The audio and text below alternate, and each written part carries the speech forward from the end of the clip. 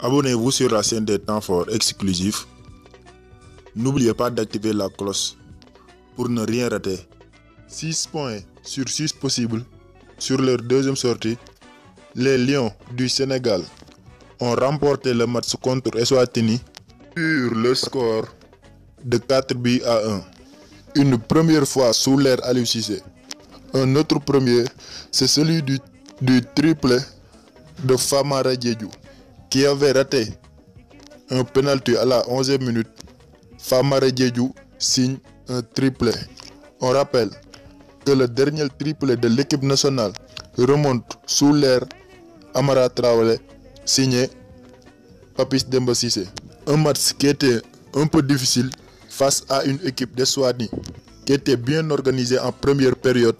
Au retour des vestiaires, Aliou Cissé, le sélectionneur national, a pris son courage en deux mains pour sortir Sadio Mané, la star sénégalaise. Une décision courageuse qui aide l'attaquant de Liverpool, suivi par toute la planète du foot, suite à une action qui s'est passée de l'autre côté du terrain alors que le ballon était dans la zone de l'équipe sénégalaise. Un défenseur de l'Eswatini a fait se dentiser sur Sadio Mané et ce dernier s'est énervé. Cet énervement l'a poussé à prendre carton jaune. Cette action a déstabilisé le numéro 10 sénégalais et il n'était plus dans son match. Étant le maître du jeu de l'équipe et en course pour le Ballon d'Or 2019, le coach aurait pu lui laisser continuer la rencontre parce que c'est un joueur de classe mondiale et il pouvait revenir avec un autre visage pour augmenter l'animation du jeu. Mais le sélectionneur national a préféré le faire sortir juste au retour des vestiaires. Cette sortie a libéré le jeu de Pape Alioune Ndiaye et celui de Krépin Diatta. Même Krépin Diatta est devenu le maître du jeu. L'équipe du Sénégal, avec 3 passes décisives, pour ne pas dire 2 passes décisives et un demi-but. Vu que sur le dernier but de Pape Alioune Ndiaye, qui a effleuré le ballon, même sans lui, le petit lob de Krépin allait finir au fond des filets. L'arrivée d'Idrissa Gana Gueye a aussi fait du bien à l'équipe, bien qu'on se demandait pourquoi il n'était pas titularisé.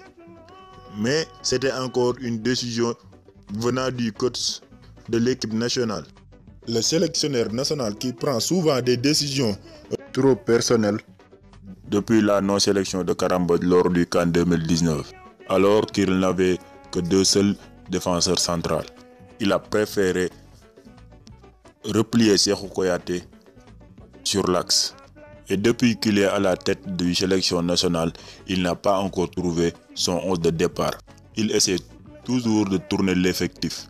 Même du match contre Congo, les 2 buteurs thiessois sont restés sur le banc de touche, de même que Idrissa Gana Gueye, qui est le patron du milieu de terrain de l'équipe.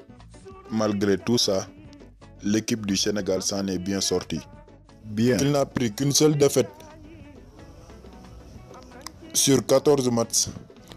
Le sélectionneur national n'a pas encore trouvé l'équipe qui lui convainc, c'est-à-dire un 11 de départ. C'est pour cette raison que l'équipe nationale a du mal toujours à marquer face à une équipe bien organisée dans leur zone.